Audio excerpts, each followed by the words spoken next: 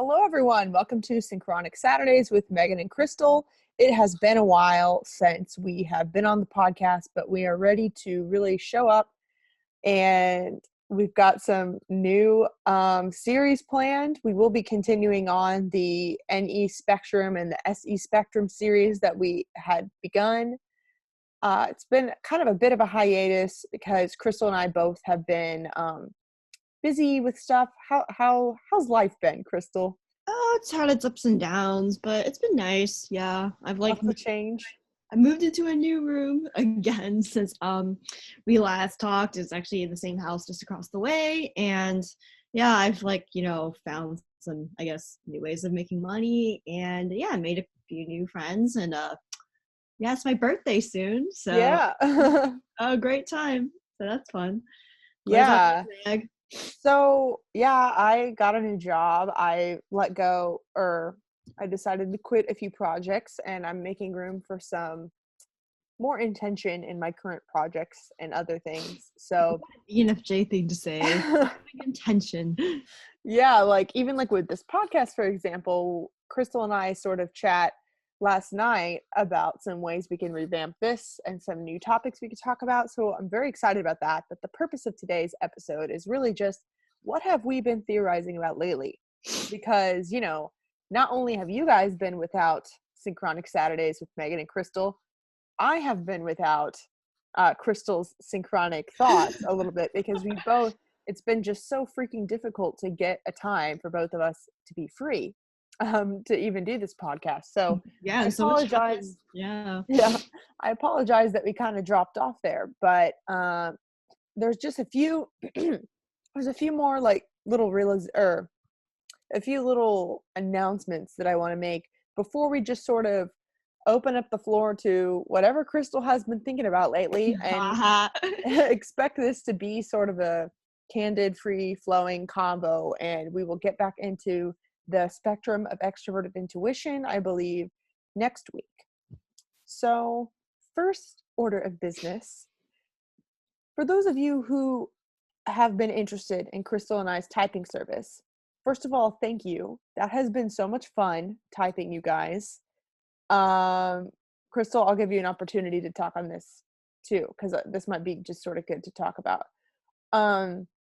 We are introducing a third tier possibility, because here's the thing, is that Crystal and I both really, really like to go deep with you guys, and sometimes the cheaper offerings that take less time are almost less motivating for Crystal and I to even do, because we want to really go in and get to know you guys, and we have to sometimes psychoanalysis. Yeah, we have to cut down everything. We're like, ooh. We kind of sometimes have to restrain ourselves because we think, oh, we can't take this much time, because if we did that, then we would run out of hours in the day, that sort of thing. So we are offering a new tier for those that are interested, where it's more intensive. It is $500, where you submit your video and we do decide on one type for you, and you get the full 16 type descriptions that is 50. I think it's the whole PDF is 50 pages or something. And then Crystal is going to go in and line by line analyze you, which is going to be at least 3 pages from you. I'd say maybe 5, honestly, maybe even more. Crystal's a writer, and the thing is she really wants to go in there and go line by line and comment things about you. Because I was the one that made the questions for the typing service originally, as a type trap. And so each of the questions is specifically tailored to narrowing down your type based on how you respond. And I find it fascinating to talk how people like reading body language or something. They learn how to do that. For me, learning the language with which someone's communicating and explaining and seeing how the functions pop up is just so fascinating for me. But I don't want to overwhelm someone unless I have monetary permission to. But so you'll be overwhelmed by Crystal's analysis, but also giving Crystal the amount of time to actually do it justice, which before we haven't really been allotting ourselves as much time as that. So you'll get that from Crystal. You'll also get a 30-minute video of Crystal and I both on video discussing your type as well. So we'll kind of talk about my thoughts as well as what Crystal has analyzed. Yeah, and all the theories that literally may or may not even come up with while we're like talking. Yeah, and in the video, it's also going to really include why you're not other types, like a lot of more debunking as well. Because I found, at least in the audio messages that I've done, a lot of times I have to not just explain why I see one type, but talk about why I don't see other types.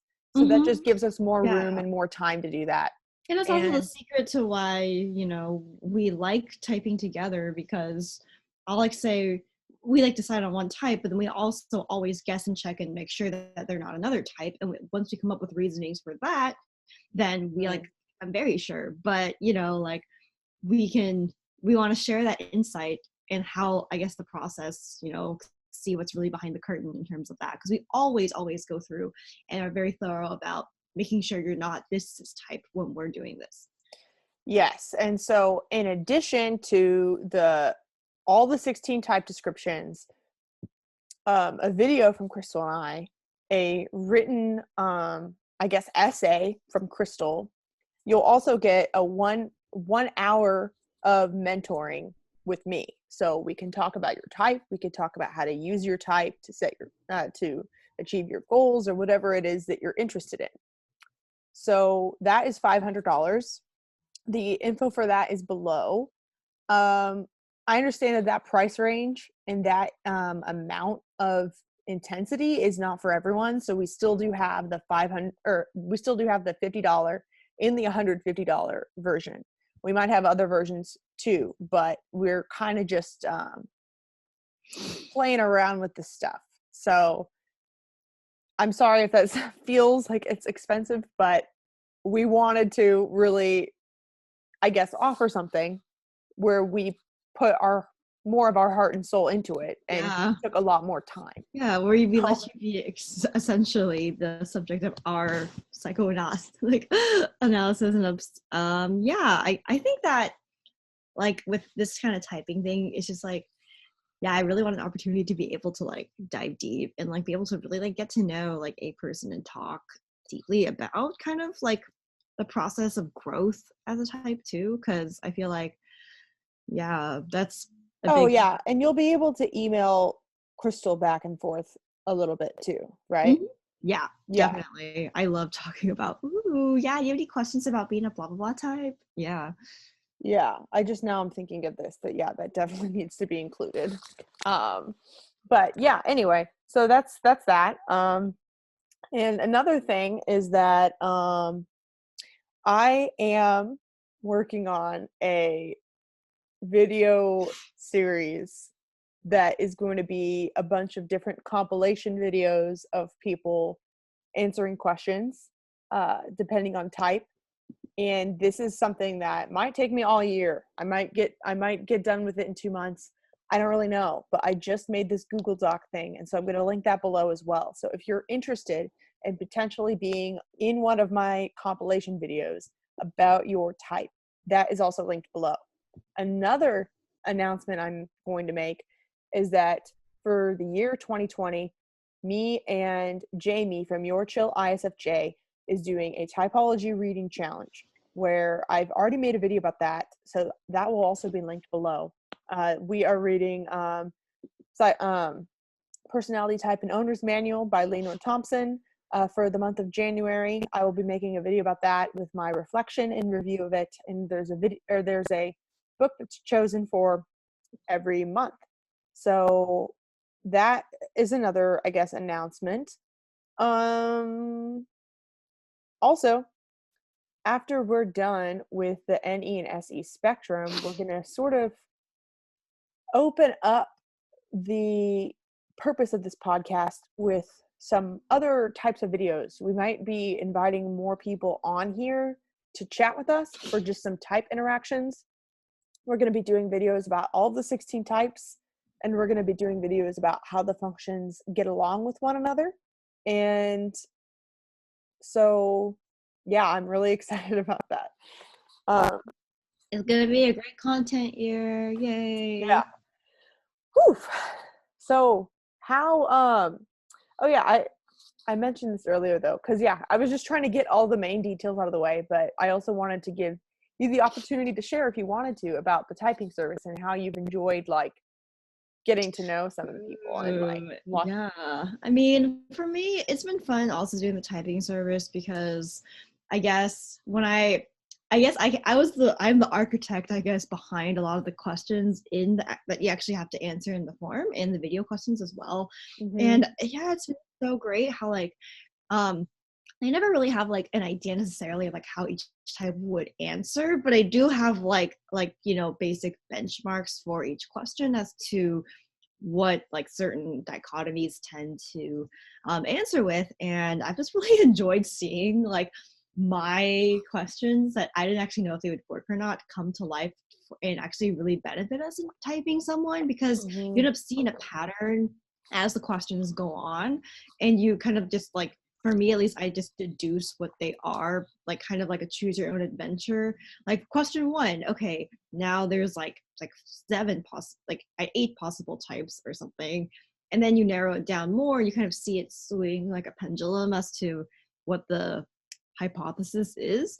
And I don't know, it's been really great, like also emailing with a few of you about your type and kind of the questions you have after, and like I guess being able to like pour my heart and soul into like using, I guess, NE and SI to go and be like, oh, like this is why you're this type. And I also really like saying what you're not. Like I feel like in the typology community, like I personally can't even understand a concept until I also know what it's not. And so I kind of applied that to like how to type people, because I know that so many people suffer with like confusion as to like, and like they're like stuck between maybe two types or like three types, and knowing the reasons why you're not something can just solidify the reasons you are something. And like I've just enjoyed like that, I guess, like doing this kind of reinforces the vision I want to see, which is kind of certainty is conveyed through reinforcing like two perspectives. You have to both know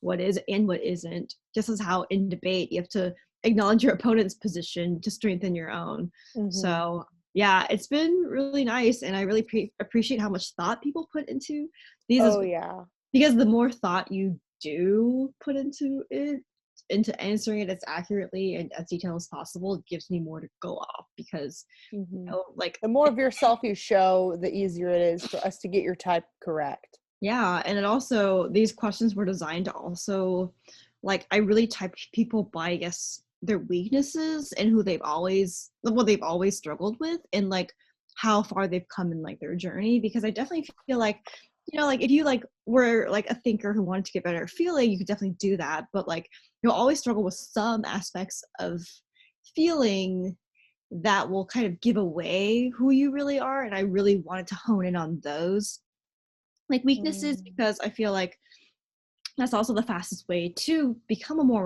well-rounded person, is knowing what your weaknesses are. And I feel like typing people by and I maybe it's also because I personally, when I came into this community, typed myself by my blind spot, which is why I've never believed I was anything but an ENFP.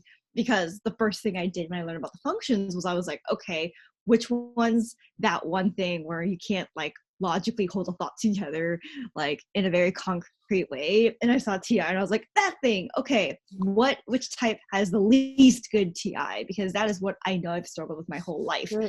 And then it all just fell into place. And so I guess that philosophy of like, because I've seen so many NFPs kind of go between types because they think about what they're good at times, and I'm like, by knowing what I was bad at, I really did like have certainty Yeah. about my type more. But I also think too that a big confusion that people could have is that you can be an NFP and be very intellectual and critical thinker and have opinions. It's just that you aren't going to be leaning on TI as much. And I mean, if you're an INFP, you will have your role TI that comes out whenever you're very passionate about a topic.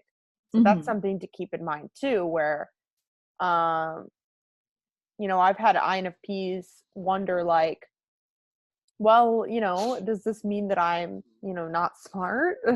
Like, oh, Yeah, I thought that I was a thinker, or, like things like that. Like, and I mean, I want everyone to know that, yes, what you're suggesting about noticing your weakness is very important, but also sometimes I think that we can be blind to our own weaknesses and our literal blind spot because we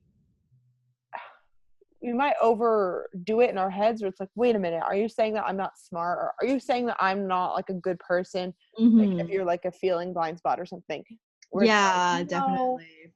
like I feel like for me, like I like yeah, I've also struggled with like the idea of like, am I not smart if I'm not like a thinker or something? And I definitely agree with you that like and like it's like kind of stereotypes I think at times have also perpetuated the idea that like if you don't have TI then you like can't like think for yourself. And I know I've even accidentally fallen into that trap. And it's kind of like interesting because I've kind of learned that TI, like not having TI can actually be a superpower for me to like dig harder to like find like what else, like what I like really deeply think and be able to even like intellectually gather more facts and like remember those. But I actually attribute like type to that too, because like I was thinking more when I first typed myself about like the idea that like I can't logically figure out like how to do like certain chores that were done before, as opposed to I can't like memorize like facts very well or something. Because I knew in school that I was good at school, but I knew like kind of the undercurrent of that. But I think I like how we've like been able to talk to people who were kind of like, oh, if I'm a this type, does that mean I can't do this? And kind of explain to them how no, actually your type can help you do this, and this is another way how that maybe isn't out there. And so it's an mm, opportunity to remix how people even see the 16 types in the process of explaining their, hmm hmm and that is something that I don't think you can do every day. So yeah, it's yeah, fun. yeah, it's been really good and really fun. And yeah, so do you want to jump into what we've been theorizing about lately? Yeah. Or Well, actually, just one thing really quick, I just remembered, is that if you are waiting on us to email you about your type or even about my mentorship thing, I should have emailed everyone by now. I was behind a little bit like the past month, but I should have emailed everyone by now. And if you haven't gotten an email, you might just not have me in your inbox, or like as like a contact. I've had that problem like the past couple months where there's been people being like, I reached out and I haven't heard from you, where I like did email them and I like went to their spam. So I'm trying to figure out like why that happens so that doesn't happen. But anyway, realizations. yeah. So I've actually had a lot of realizations about, I guess, having FI recently. And one thing I actually wanted to discuss was this idea that like, um, I feel like sometimes when I can't tell if someone actually like is sorry that they hurt me or is like, I guess, aware of their impact, I'm noticing more that when I get emotional, it's harder for me to stay in control and like empathize kind of with someone and kind of keep in mind that maybe there's more that I'm not seeing. And I realized that when I know someone is like upset, like for sure, because maybe I'm not emotional at that moment, it's so easy for me to like show up for them and go deep with them. But like sometimes when like I feel like really upset and that person doesn't seem to care that they hurt me, I will very quickly turn very like vicious and put up a wall and not be able to be curious and be like, hey, like, do you care? In fact, I realize I never like check in to make sure they're having like that specific emotion before I sometimes get angry like pretty easily. And while I know like everyone gets angry, it's like a human thing, I've been noticing that I think sometimes it's erroneous to say that FE isn't like useful in that moment for kind of like being able to like figure out what the other person is feeling as well as them, because I definitely feel like I get like tunnel vision about my own emotions that will then bias what I'm seeing. And that's something that we discussed actually in our Facebook group, and something that I guess it has been on my mind more because I'm realizing more and more that I feel like, oh, I'm so like able to see other people's perspective and like empathize, but I also sometimes don't notice when my ability to do that has been clouded and if I'm actually not giving someone the benefit of the doubt enough, who I should think like loves me and like wants the best for me. It's like suddenly like if you say like one thing that triggers me, I could definitely like villainize you in a way and not empathize with maybe that person is feeling really scared and shut down too. So I don't know, like what are your thoughts on, I guess, how FE and FI like handles conflict? Because like I'm realizing that if I care about you deeply, I conversely, with great love comes great fear, and I'll become more afraid of your impact on me. And if you negatively impact me, I will shut down harder in fights and like, you know, maybe even cut you off. Like, which is Can not you, before I go into that, can you give me kind of an example of what it is that you're meaning when it comes to like you getting tunnel vision and like how FE could be useful? Because like I know our experience of how we fight, but I'm not sure like what behavior or what feeling it is that you're describing. well, okay, so basically I kind of got in a fight with my ISFP friend where I thought this person was being really inconsiderate of like my emotions and not like, you know, giving me kind of the appropriate consideration when like responding like really slowly or like not really seeming to care about like if I was trying to like open up and be vulnerable. And like instead of thinking like, oh, maybe this person is also like scared of opening up like the way I usually would if I was like detached or like viewing someone else's situation, I began to like make a lot of like extrapolations about, oh, they just don't care, like how dare they, without like double checking basically, and then ended up just like yelling at this person who then I realized was very sorry when they got freaked out that I That like also yelled at seems them. very NE. I guess, but like, Yeah, because you kind of just, from my perspective, made an assumption. But how does the FI piece fit? um, well, I feel like well, I guess I feel like at least it's like NE and FI because I feel like what I've noticed and I really admire about like a lot of ENFJs I've been hanging out with lately, which also might be tied to like them not having NE, is that they'll like if they're like upset by someone's like actions, they'll like go to like kind of ask them like, hey, like I feel like this happening. Is this true? Like what's going on? Yeah, And that they'll does seem very FE and SE. yeah, but I guess I'm not trying to say like, you know, this is an FI thing specifically, but I guess I feel like I've been trying to adopt the ENFJ kind of way of like looking before you leap into an emotion, because it's not just like the conclusion I'm making but also the emotion I'm experiencing that like I feel like I'm tying to the inability to like just detach and be curious enough to like mediate the conflict. I have a question. So Yes. are you talking about how your FI can get tunnel vision sort of based on your fear and like not check in with like what the other person is feeling? Yes. Okay. Yes. And I think Makes that sense. NE can enhance that so it's like more obvious. I jumped to my own conclusion. I guess we could maybe discuss the variations of how this would manifest with someone with like FE and Well, NE. I don't think that an SFP would just assume something that didn't happen, but they might, their interpretation though of what does happen would be influenced by Yeah, their yeah, FI. yeah. And I guess at the end of the day, because I've seen how other, even like my mom and my sister who are both SFJs, how they'll like ask you like what you're feeling without assuming before they actually, even when they're mad, they'll still like ask you in some way, even if they sound more passive aggressive than an NFJ, they'll still check in. And I guess what I've been noticing is whether it's NE or FI or, you know, the combination, I don't like check in when it comes to that. And I'm noticing and attributing that to getting tunnel visioned about my emotions. And because I know it's my emotions that are really like, you know, influencing the tunnel, I kind of try that to, regardless if I had like NE or SE, my interpretation of what was going on would prevent me in some way from checking in. And I feel like I really want to give a shout out and credit to how I have really underestimated how caring FE can be by asking those kinds of questions in the moment.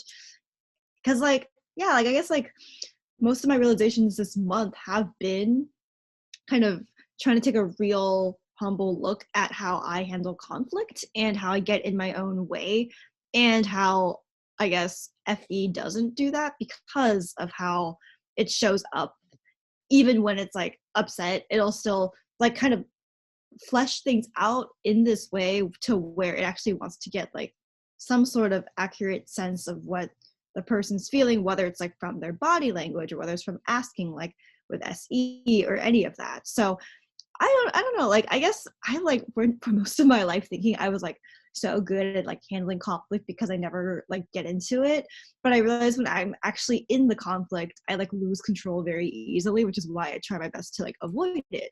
And it's been a big slice of humble pie to realize this, but I don't know, like I would love to hear your thoughts on kind of how you've seen, or if you have any theories about like FE and FI in conflict, because I'm sure like Yeah. you have That ideas that go beyond maybe even our fights or so something. that reminds me of how, like, for me at least, sometimes I feel like a responsibility to address the sort of elephant in the room, or like if there's an emotion or a problem going on, which I'd attribute that to both FE and SE, but especially the FE is that like um I can't just ignore or set a boundary.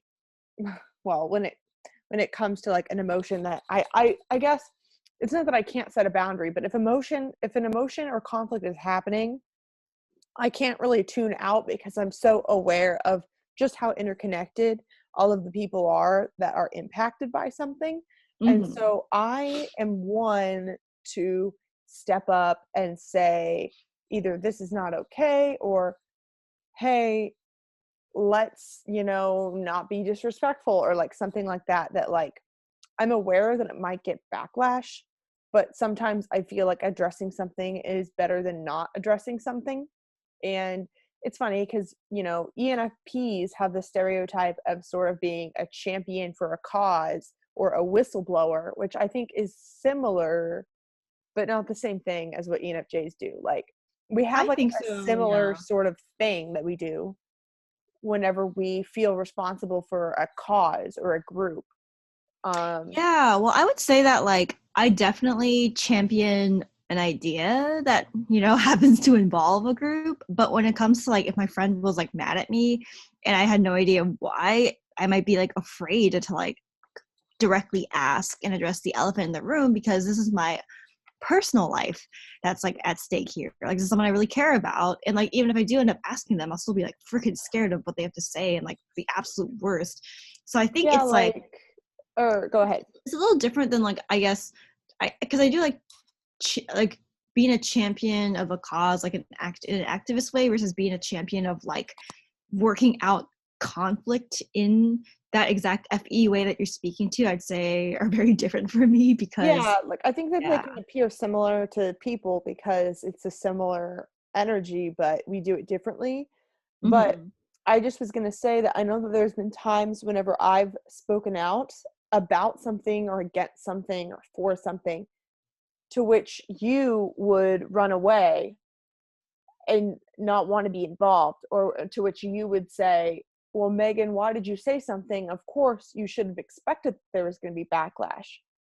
Like, you'll say things like that to me, where sometimes, even though you're right, it can sometimes seem like you're pulling your voice away. Like, so for example, like, you have been active on Facebook groups, Twitter, you've done videos, and to me, from my perspective, sometimes it seems like when you get backlash in any one of those platforms, it makes you pull away and then almost judge me for being surprised if there's backlash, where my strategy is to get over the backlash, sort of Yeah, thing. I feel like I'm more like let's prevent the problem from happening in the first place. And then the minute that all Yeah. my careful planning goes to waste, I like freak out. I'm just And like, all right, I'm never doing this again. I just have to say, I'm not trying to, that's not supposed to be like a, a backhanded sort of criticism. I'm not trying to say that you're weak or that you should get over it or anything like that. You know, Mm-hmm. my friend Nate from the podcast, I Just Can't Even With Myself, who is an ENFP and has been on my show, or my my show, my YouTube channel. Not on this show, not yet. But anyway, he has said that ENFP's powers works better in the background, in the in the shadows.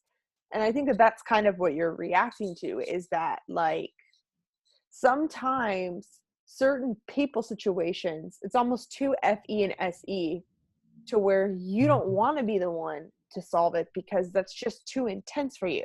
Like you aren't a beta, like you don't use FE and SE. And so like you would rather maneuver a situation than like force your way through it, sort of Yeah. thing. And so I guess as far as dealing with conflict, that's something where I think to some extent ENFPs are better at standing up for themselves than an ENFJ, but in other scenarios, ENFJs are better at sort of standing up for themselves. Exactly. And I Yes. don't really know Yes. like how to describe those two things, Yeah. but Yeah. Well, it's like, I guess I feel like, okay, my friend used the term the other day that she says that often she's an ENTJ, so she's not that great at FE, but she still has SE. So she was saying how she sometimes will feel like there's times where she has to rise to the occasion. yeah, I feel like that a lot.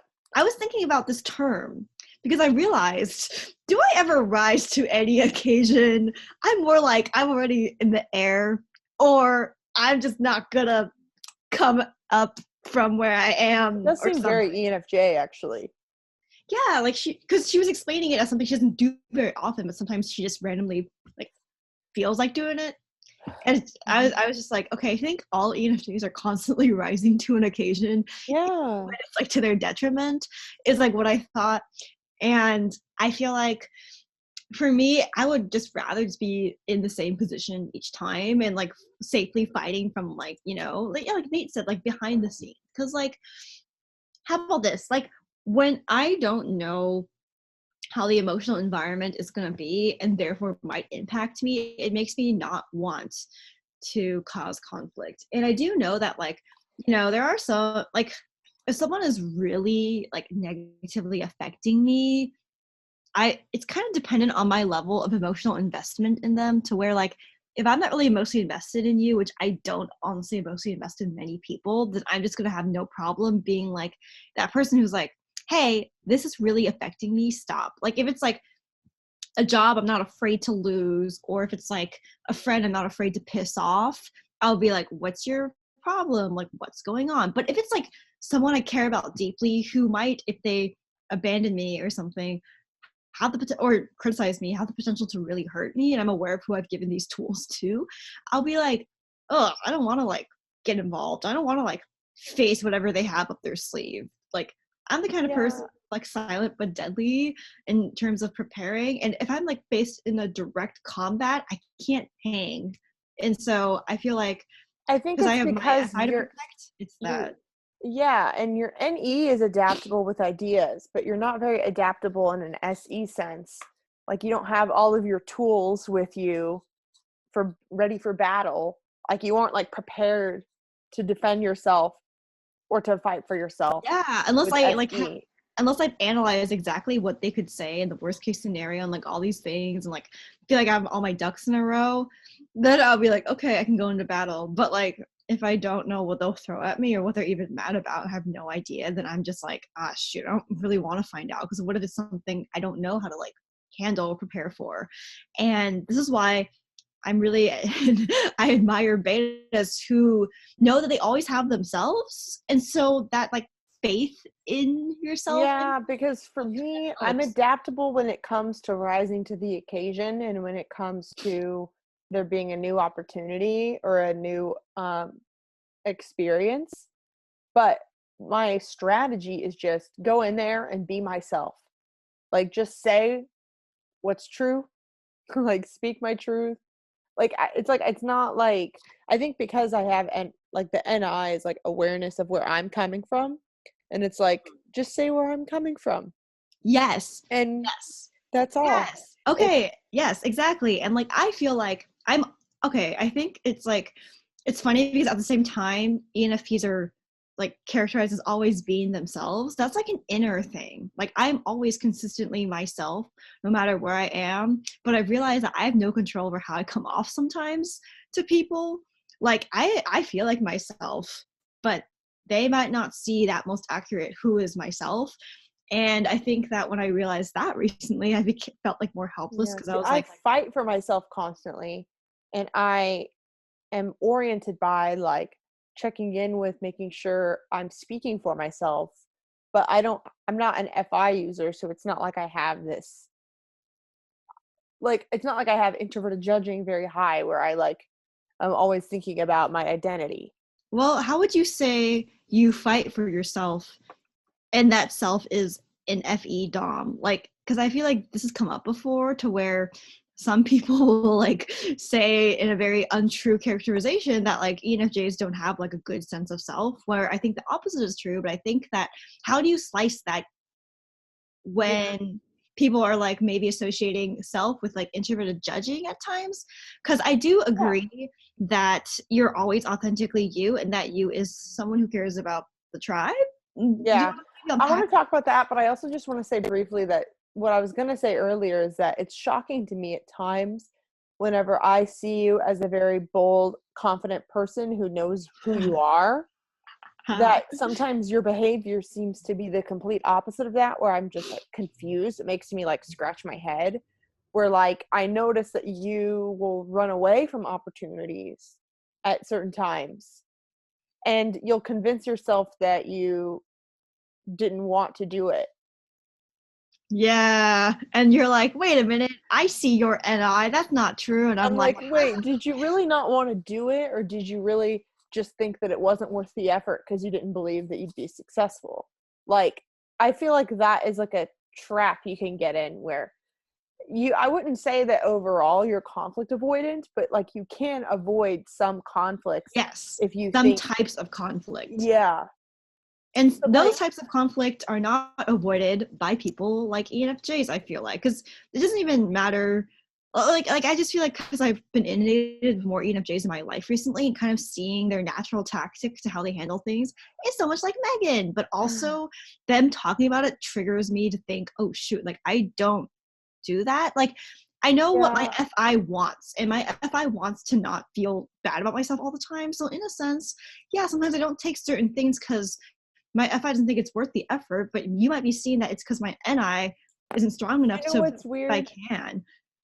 So I would say that you are not conflict avoidant overall, but that there are certain moments in which you are avoiding conflict. But on the other hand, I would say that I am not conflict avoidant whatsoever. However, most of the time, if there is a choice, I will prevent conflict or smooth it over, which I think that that can seem like I'm conflict avoidant even as an Yeah, and FE then dom. and then when someone actually conflicts with you, it's Yeah, like, but when there actually yeah. is a conflict, I don't really avoid it. I just solve it.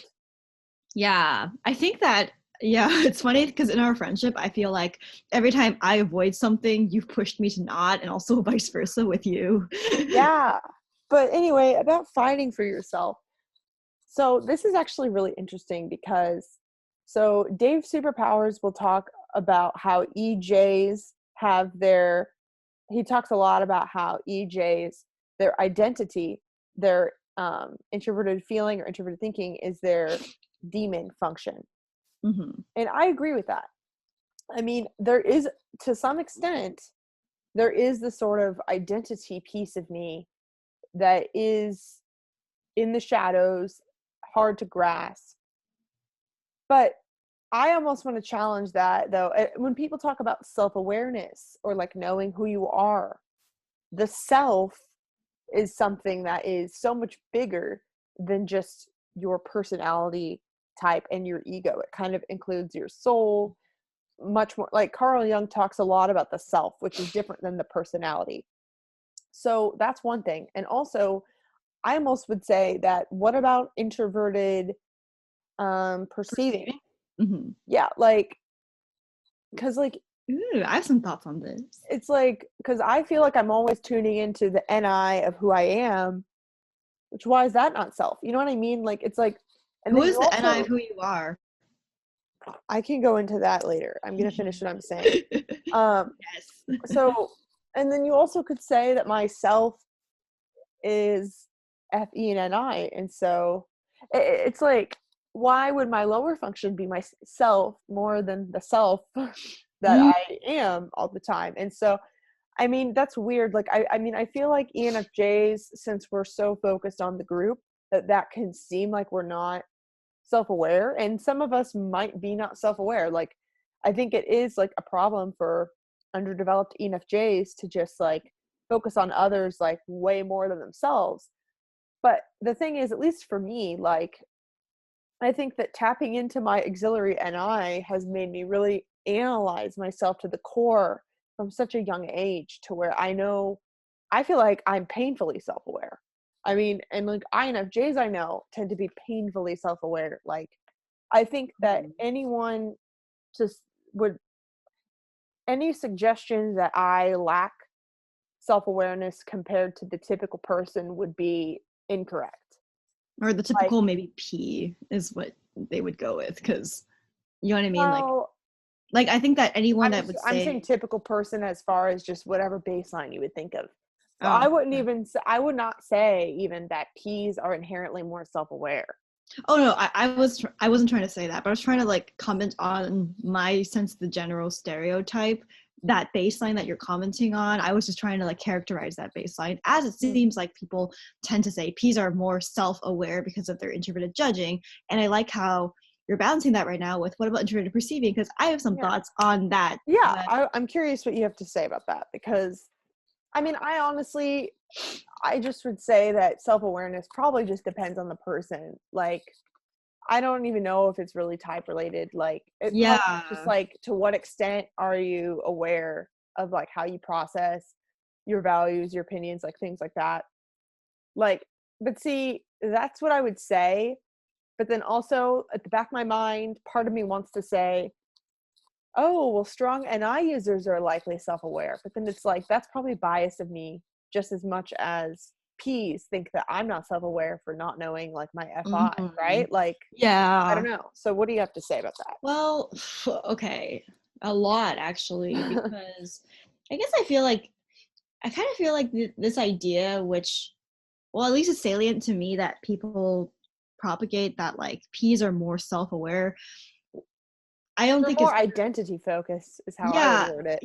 yeah, exactly. But also, I would say that like I see it's more readily apparent that a P's sense of self is like being conveyed externally in a way, because we're always reacting and therefore kind of changing in a sense, but we're internally like, oh, this is just who I am. And like, because I just feel like it's more readily apparent all those changes they're going through, because they'll like do things to make you be like, oh, whoa. But I feel like with a J, they always seem like, to me at least, so put together. But then we actually share the things you're going through and processing. I'm like, oh, there's actually a lot going on here of this like self-growth thing. But maybe you'll always be like, hi, like show up to a group, still have a baseline cool level of energy that no one realizes, like you had the post weird week of realizations, you know what I mean? Versus I'll be like talking about my realizations. I'll be like primally reacting off this changing sense of self. So people might assume, oh, well, your sense of self is like worn on your sleeve, as opposed to like maybe a hidden introverted perceiving version from a J is different. But I've actually been also thinking about the sense of self in terms of an introverted perceiving thing, and realizing how I don't feel like I have a strong sense of self derived from introverted perceiving. I just Because thought of something too. Could you pause on that? I want you to talk about that though. Um, is that I almost wonder if being self-aware is one thing, but the way that your self actually operates is another thing, where like, maybe yeah, if P's are identity focused, then their self is an identity that is consistent. Where, yeah, what if my identity is less consistent, but I'm just as aware of it? You know what I mean? Like, yeah, exactly. And I also think that the amount of external observations people can make on how that sense of self is conveyed is different, which also biases maybe how much they think you have it. well, Because then it's, or go ahead. I guess I feel like I'm always talking about my quote self-awareness, because my FI is like blah blah blah blah blah, but you're not necessarily probably saying verbally what NI is processing at all times to people because of Mhm. whatever. So maybe someone might make the assumption then that's false, because they don't see you explaining it all the time of what your NI is seeing or something. Does that make sense? Because I guess I feel like, because my introverted judging, aka my maybe sense of self, is a judging, the introverted function is a judging one. I'm going to be saying my judgments, but you and how, you know, your perceiving has been expanding, your sense of self has been expanding, you're not going to maybe have the words to like convey that. Yeah, and I would say too that for me, like there are certain things that I'm somewhat insecure about, but being self-aware is not one of them. You know Mm-hmm. what I mean? Like it's one of those things that I almost don't even really care if people see that I am or not. I just know that I am. Like it's probably one of Okay, and I cannot probably relate to like that one at of the top, all. it's probably one of like the most defining Oh characteristics of my me. god, I cannot relate to that at all. So so it's like, I mean, when it, for example, like if people would ever question if I am, it doesn't even hurt me because it just is very clear that they don't know Oh my me. god.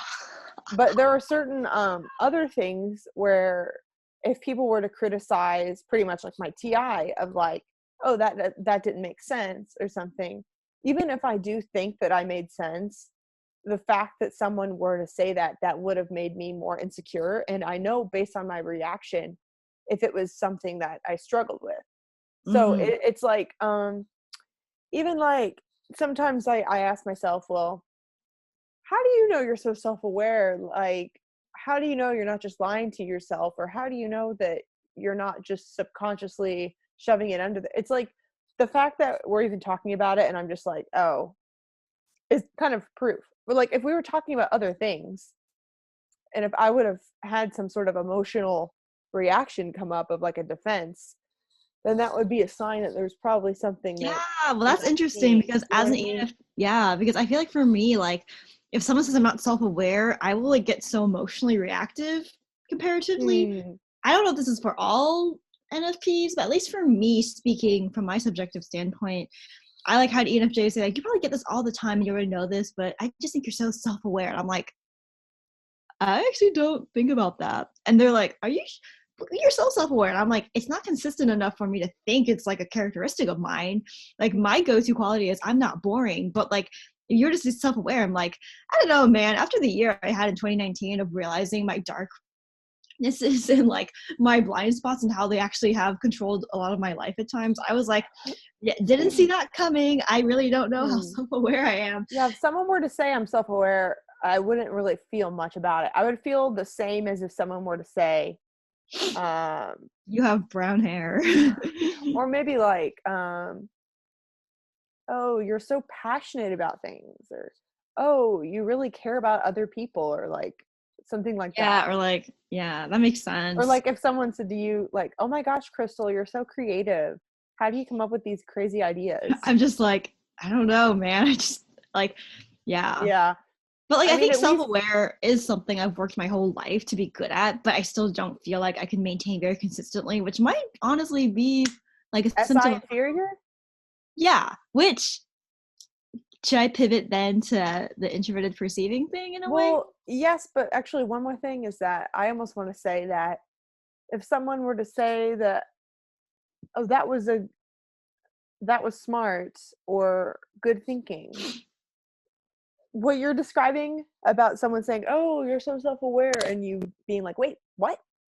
That's kind of how I feel when people are like, oh, that was really smart, or that was good You're like, thinking, oh, you know? okay, I'm okay. like, wait, what? Wait, that actually got through to you? Wait, what? Like you actually understand my thinking? Like, Oh, it almost makes me wonder, like, because okay, like you are aware of your feelings. all the time. Like if someone were to, if you were like crying and like explaining why you felt something, how would you react if someone said, well, Crystal, you really understand what your emotions are right now? I'd be like, yeah, that's like the only thing I have going for me. Ha ha ha. That's interesting because it's like, it almost makes me think that when people say that they're poking at your inferior SI. Yeah. I feel like, yeah, and I'm really jealous of the awareness. Like, yeah, basically. I feel like, ugh, I'm like at a loss for words because I'm just like, whoa, mind blown at like realizing how I guess I do get triggered at like awareness and like that, because I feel Hmm. like, Well, that's so funny because awareness makes me think of perceiving. Self-awareness, your personal perception. Wait, I don't know. I no, guess, I know exactly, because if someone's like, wow, you conveyed yourself so well, like your thoughts or your judgments, but you're like an extroverted judger, so like, duh. But like, you'd be like, whoa, what? And I'm just like, my perception hmm, isn't all the way there, and I'm not maybe that like self-aware, because it's not like hmm, my subjective perceiving, my introverted perceiving, my self awareness isn't like there all the way as much as I'd like it to be. So like basically, what I realized recently from hanging out with a bunch of ENFJs was I like I feel like I tend to sacrifice my subjective perception for other people's perception, like, and ignore my own like perception a lot. I feel like there's been hmm. a lot of like talk about how like, EJs will kind of like look out for the tribe, and then like, like the tribe being the extroverted judging world, and like not think about their introverted judging world. I feel like in a sense I look out for, I wouldn't say I look out for the tribe per se, but it's like if there was a such thing as the tribe's perception and the collective conglomerate of all these Hmm. perceptions, I am always beholden to that. I'm Hmm. always reacting to upholding that. And my own subjective perception of myself does not matter. So, like, for example, I like won't feel like I'm allowed to say my perception of how the world works unless I feel like the tribe would approve. But if they weren't gonna approve for whatever So it seems reason, like I you're don't focused on the know. tribe as far as the tribe's reality. Yeah. Ooh, yeah. And like, I don't know what my own reality is anymore. I was like having this like weird breakdown the other day because my two ENFJ friends who like enjoy organizing things, they came to my house and they saw all this clutter I had in my room. And Hmm. they were like, oh, interesting. And I explained to them something I've been struggling with for years until honestly they helped me was I don't feel like my possessions tell my story accurately anymore. Like I don't remember why I even have something. I don't know who I am after having lived in so many different realities across the country and like moving. So I just feel like I look at my room and usually it just doesn't feel like it's been lived in because I don't feel like my own reality matters anymore because I'm too busy trying to acknowledge other people's reality.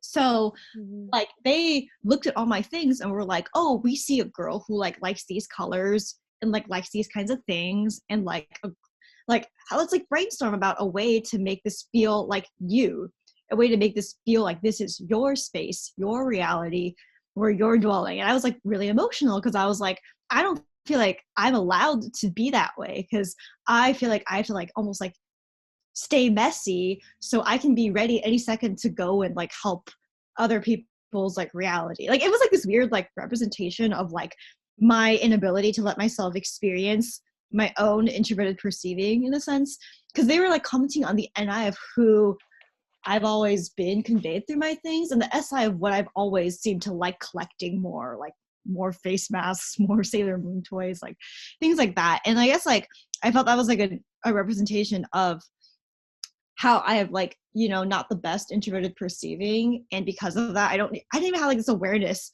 of my things as an extension of myself. Like I was like, I forgot I had all this like, makeup brushes and I forgot I had these specific shoes. And like, I've just forgotten, like, it felt like parts of myself were just strewn through, like skewed throughout the room.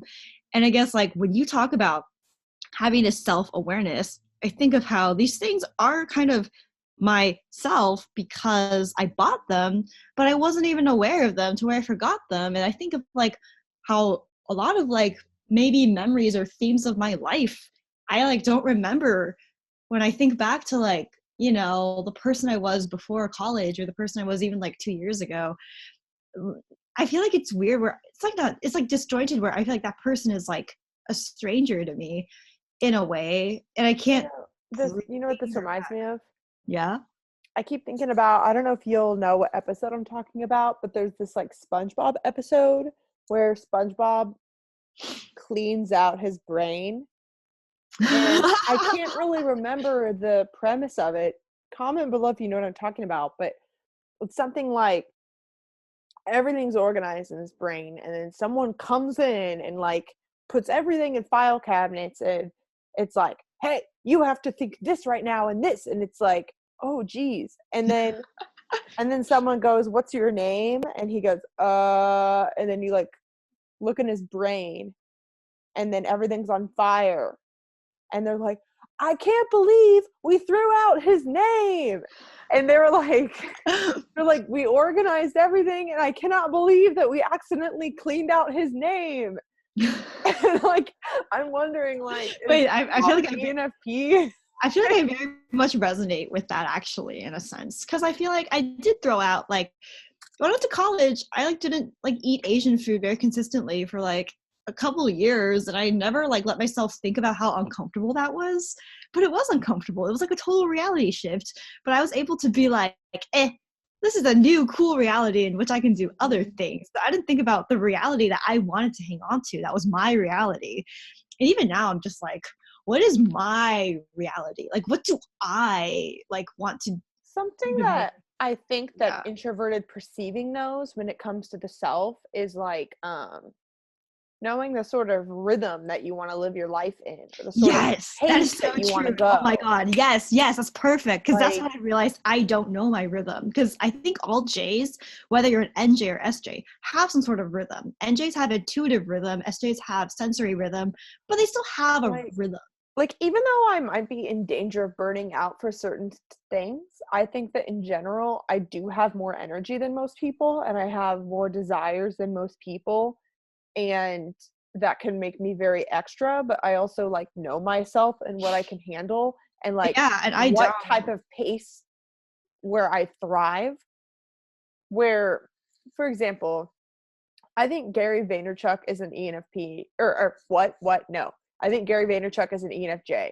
And what I'm thinking about is that how in his video, or in his videos, he talks about how every single night he goes home exhausted yet fulfilled, because he spent the day coming up with things for people and chatting with people and being like on high.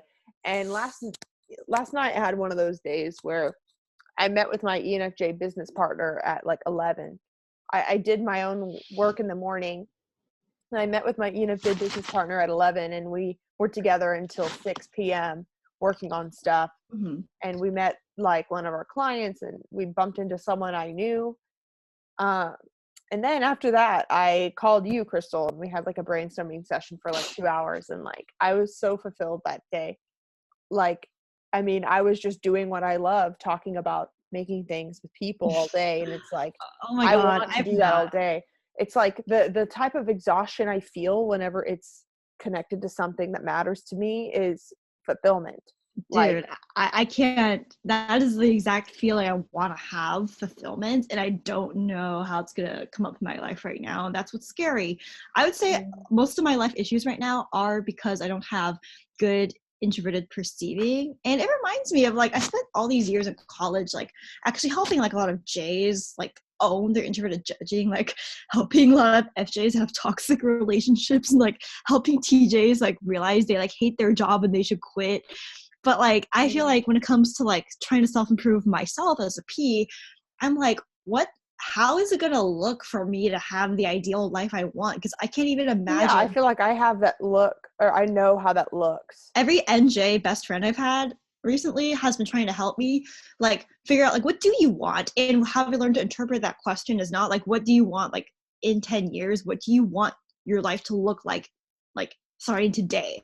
And I'm actually not, I realize my introverted perceiving's gotten so bad that I don't even know what that looks like anymore, because I can't sit here and think about my ideal room. I can't sit here and think about my ideal lifestyle. Even when we were talking, like, you might be wanting to get like a full-time corporate job, or not like literally corporate, but like something where you have to go into an office. And I was like, are you sure you're going to want that? Because it might be harder to schedule our podcast. It might be harder for you to do your things that you want to do. Yeah, and see, all I know is like, and so when people challenge that, you don't know the answer to that. That's exactly. The thing. And then when people challenge that, I just fall apart, not at what they said, but because I don't know either. I'm just hypothesizing, okay? And yeah, you think to yourself, Well, if I had a structure, maybe I would be incentivized. Yeah, it's like I'm picking out like details of like certain things where I'm like, I don't want to be lonely, but I also hate working 9 to 5, but I also hate this and I also hate this. And just Mhm. I'll drown in not being able to piece together who am I and what do I want at age 25? Like, who is Crystal right now versus the person I always focus on is this idea of who I'm going to be when I'm like, like older. Like, when I was 15, like a decade ago, actually, the fact that it's a new decade really triggered me because when I was 15, I just knew like I wasn't like happy and I just thought like my life will be easier when I'm 25. And I spent the whole decade trying to become the best person I could be. So when I was 25, I could enjoy myself. But now I'm 25 and I'm like, I'm more well-rounded and interesting, but I'm definitely not any more fulfilled. And so I don't know what it's like to have this feeling you've had of like, I had a fulfilling day. And I'm like, when was the last time I Well, was I haven't felt that way in a while before then, so it's doesn't happen overnight, but I feel it like I definitely have to wrap up, so I want to know like if there's any sort of final thoughts on your mind and what you were about to go into or anything else. Yeah, we have to wrap up. I guess I don't really have anything I want to further elaborate on right now that can be fit in to like being wrapped up. But what I really want to emphasize is I'm thinking a lot lately about introverted perceiving versus introverted judging, and kind of like how that shapes someone's story. Because the aspects of your story that I really envy are that you're always working to create fulfillment, and you at least have an idea of like what that could look like and what that will. And I just think that a lot of people in the typology community don't necessarily always talk about what that fulfillment Jays have, that I think as a P it's very hard for me to achieve, that I think is through Mm. intuitive perceiving. Because I also feel like maybe this is also full circle tied to why, an FJ can hold the fort down in like a conflict, because they have an introverted perception that's fixed of the other person, whereas my perception might just like change. So I'm like Yeah, and really I think that envious. maybe extroverted judging can sort of have a baseline of what I'm hoping to get out of life, either an FE or TE standard that like if you reach it then you're fulfilled, and like that's why we're focused Yes, on like yes. But getting see, that thing. you can create that though. You know what I mean? So whether or not that Mhm. standard is something I even want, I envy the mechanism with which you can create that Mhm. life. Like my ENFJ friends have all these like extreme planners to plan out their lives, and they like that kind of like thing. Like they kind of like, ooh, vision boarding and Yeah, like me all these. too. And I'm just like, what is my vision? Where would I even start? So In this fact, I love year, it so much, and it's like I think that even I feel like this is even becoming more trendy of like vision mapping yourself, like with a YouTube channel like Lavendare and all of her stuff. I think she's an NFJ. I think that the more these sort of like mapping out what your dream life looks like, that's the sort of J-ness that I relate to, where when it comes yes. to granularly writing in a time block of all these details for your schedule, like I absolutely don't like to do that. So Mhm. Yeah, I think that Jays are always doing something to perpetuate their idea of an ideal life, versus an SJ is like, this is my routine every day. mm, And like an NJ is like, this is like the trajectory with which I want to like do things. And I I'm think just of it like, as like a ritual or as like a rhythm that I can yeah, get like into, momentum getting for into my groove. New Year's resolutions. I feel like a lot of ENFJs seem to like, because they trust the momentum of how they craft their vision for their life to carry Hmm. them. And I'm like, I can try, but it's just gonna fall apart like everything else in my life. Whoops. Because it's Uh, held together and organized with perception. And that's what I want to work on this year. And that's where I'll Interesting. leave us. Cool. Well, we are excited to be back, and thank you so much for watching. And yeah, it's going to be a good year. And yeah, have a I'm wonderful excited for all the things we have lined rest up. of your Bye, day. Yeah, guys. me too. All right. Bye.